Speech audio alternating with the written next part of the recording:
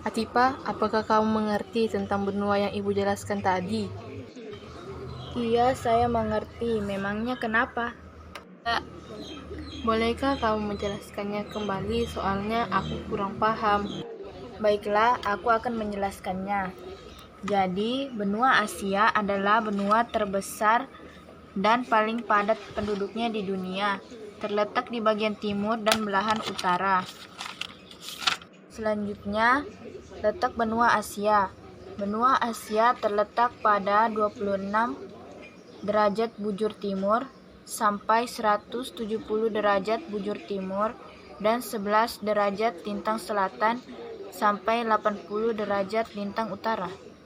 Ada pula kondisi benua Asia. Benua Asia mempunyai kondisi alam paling beragam di dunia.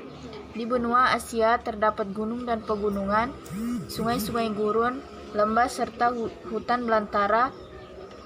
Rangkaian pegunungan yang utama di Asia adalah pegunungan Altai dan pegunungan Himalaya.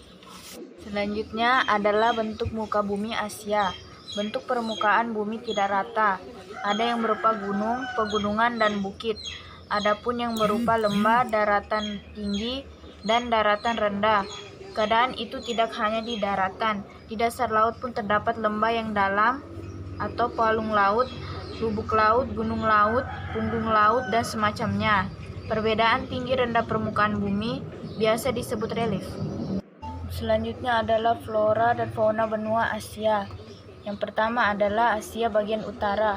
Fauna di wilayah ini antara lain kelinci Arktik, angsa tundra beruang kutub, rubah kutub. Sementara floranya adalah lumut dan rumput. Yang kedua, Asia bagian barat dan tengah. Fauna di wilayah ini antara lain unta, rubah merah, hyena bergaris, kucing pasir. Sementara floranya adalah kaktus cistus, pohon kurma. Yang ketiga, Asia bagian timur. Fauna di wilayah ini antara lain panda, sementara floranya adalah bambu dan pohon sakura. Yang keempat, Asia bagian selatan dan tenggara. Fauna di wilayah ini antara lain komodo, harimau, gajah, sementara floranya adalah Rafflesia arnoldi, pohon karet, kelapa, dan meranti. Selanjutnya adalah kondisi penduduk di benua Asia. Pada tahun 2010, jumlah penduduk benua Asia mencapai 4 miliar. Penduduk Asia mempunyai banyak ragam ras maupun etnik. Sebagian besar masyarakat di kawasan Asia bermata pencaharian di bidang pertanian. Hampir di setiap negara di kawasan Asia menempatkan sektor pertanian menjadi sektor yang penting dalam memasok devisa negara.